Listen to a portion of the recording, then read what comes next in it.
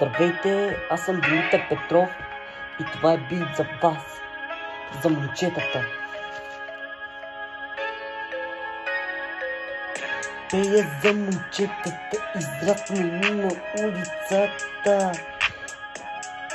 Уличните момчета се подхлъзват наляво и надясно, наляво и надясно. Едните се подхлъзват по машинките, а другите посягат към наркотиците.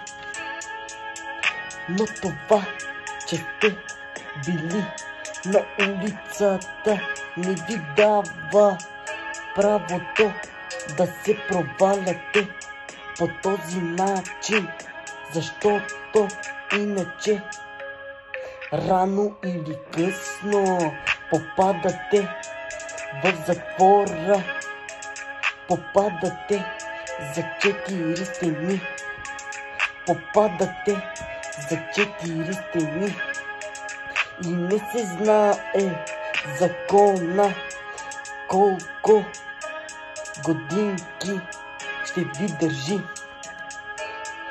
за тези 4 стени. Затова мислете преди да правите каквото и да е. Това е съвета ми. Това е съвета ми.